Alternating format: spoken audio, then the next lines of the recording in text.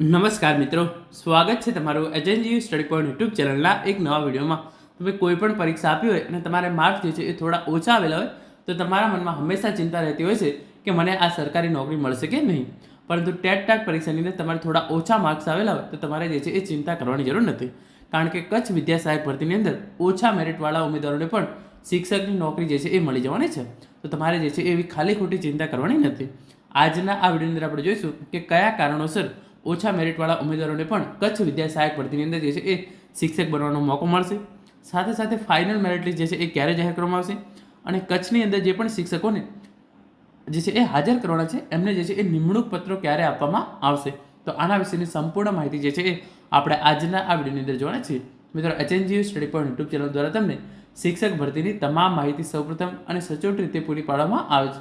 ભવિષ્યમાં પણ આવી તમામ માહિતી મેળવવા માટે ચેનલને અત્યારે સબસ્ક્રાઈબ કરી લેજો.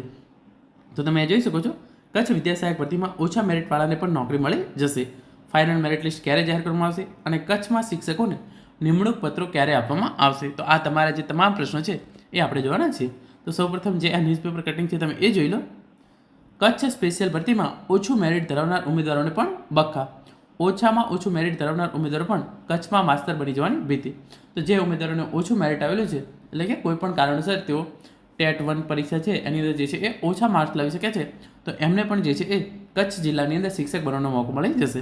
કારણ કે અહીંયા કેવું થશે કે જે હાઈ મેરિટવાળા ઉમેદવારો છે એમને ધોરણ 1 થી 5ની જે સામાન્ય ભરતી થઈ હતી એની અંદર જે છે એ નોકરી મળી ગઈ છે.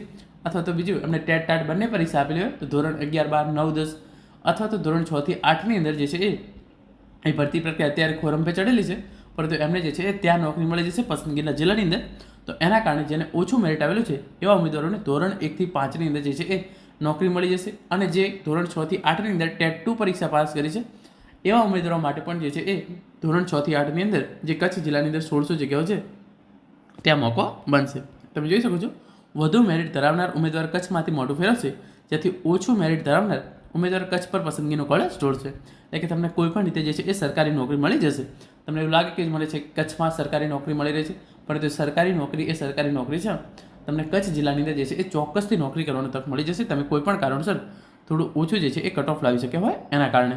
અને તમે જોઈ શકો છો, કચ્છની અંદર જે ધોરણ 1 થી 5ની અંદર PML જાહેર કરવામાં આવ્યું છે એ અંતર્ગત હાઈએસ્ટ મેરિટ જે છે એ 78.5988 છે અને જ્યારે સૌથી છેલ્લે 5835 નંબરવાળાનું મેરિટ 53.8786 છે.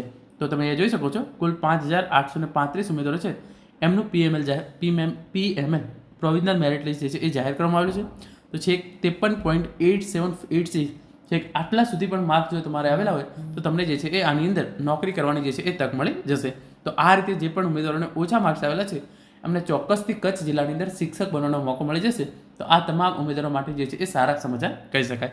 હવે આપણે આગળ વાત કરીએ કે કચ્છની અંદર ધોરણ 1 થી 5 માટે જે છે એ ફાઇનલ મેરિટ લિસ્ટ ક્યારે જાહેર કરવામાં આવશે અને જે પણ ઉમેદવારો ધોરણ 1 થી 5ની અંદર જે 2500 શિક્ષકોની ભરતી છે એમને જે છે એ શાળાઓમાં ક્યારે હાજર કરવામાં આવશે, નિમણૂક પત્રો જે છે એ ક્યારે એનાયત કરવામાં આવશે. તો એના માટે તમે અહીંયા જોઈ શકો છો, ધોરણ 1 થી 5માં શિક્ષક દિને 2500 માસ્તરોને નિમણૂક પત્ર. તો શિક્ષક દિનના દિવસે ધોરણ 1 થી 5ના જે છે એ 2500 વિદ્યા સહાયકોને નિમણૂક પત્ર એનાયત જે છે એ કરવામાં આવશે. 15મી ઓગસ્ટ પહેલાં વાંધા અરજી મુજબ સુધારા થઈ જાય તો નજીકના સમયમાં જે છે એ FML જાહેર કરી દેવામાં આવશે. તમને ખબર છે કે ગઈકાલે જે છે એ વાંધા અરજી કરવાનો જે છે એ છેલ્લો દિવસ હતો અને એના પછી જે પણ જે વાંધા અરજી થઈ જાય તો 15 ઓગસ્ટ સુધીમાં જે છે એ વાંધા અરજીની અંદર એક્સેપ્ટ કરવામાં આવે કે રિજેક્ટ કરવામાં આવે એની જે છે એ લિસ્ટ આવી જશે અને એના પછી જે છે એ તમારું ફાઇનલ મેરિટ લિસ્ટ એ જ દિવસે જે છે એ જાહેર કરી દેવામાં આવશે. જનરલી જ્યારે પણ ફાઇનલ મેરિટ લિસ્ટ જાહેર કરવામાં આવશે એના સાથે જ તમારા વાંધા અરજી જે છે એ સ્વીકારવામાં આવી છે કે રિજેક્ટ કરવામાં આવી છે એનું લિસ્ટ પણ જે છે એ આવી જતું હોય છે. એ તમામ ઇન્ફોર્મેશન આપવામાં આવેલી છે. કામ ચલાવ મેરિટ યાદી એટલે કે પ્રોવિઝનલ મેરિટ લિસ્ટ જે છે એ જાહેર કરવામાં આવેલું હતું અને એના પછી 15મી ઓગસ્ટ પછી જે પણ વાંધા અરજી છે એનો સુધારો થઈ જશે અને 5મી સપ્ટેમ્બર શિક્ષક દિનના દિવસે 2500 શિક્ષકોને જે છે એ નિમણૂક પત્રો આપી દેવામાં આવે તેવી પૂરેપૂરી શક્યતા છે. કારણ કે અહીંયા જિલ્લા પસંદગીની કોઈ પણ પ્રકારની પ્રોસેસ કરવાની થતી નથી. આ તમને ખબર છે એ પ્રમાણે જ્યાં નિમણૂક ત્યાં જ નિવૃત્તિ કચ્છ જિલ્લા માટેની નોકરી છે. તો જિલ્લા પસંદગીની પ્રક્રિયા જે છે એ રહેતી નથી. તો તમને જે છે એ ડાયરેક્ટ તમારે જે છે એ ડાયરેક્ટ શું કરી દેવાનું છે, ડાયરેક્ટ જે છે એ તમારે શાળા પસંદગીની જે પણ પ્રોસેસ થતી હોય અને નિમણૂક પત્રો આપવાની જે પણ પ્રોસેસ થતી હોય એ કરવાની રહેશે. તો આના માટે તમારે જે છે એ કોઈ પણ પ્રકારની પ્રોસેસ જે છે એ નથી કરવાની. તો આ રીતે તમારે જે છે 15મી ઓગસ્ટ પહેલાં ફાઇનલ મેરિટ લિસ્ટ આવી જાય તેવી પૂરેપૂરી શક્યતા છે. તો 15મી ઓગસ્ટ પહેલાં તમારું ફાઇનલ મેરિટ લિસ્ટ આવી જશે ધોરણ 1 થી 5 માટે, અને 5 સપ્ટેમ્બર શિક્ષક દિનના દિવસે તમને જે છે એ નિમણૂક પત્રો આપી દેવામાં આવશે.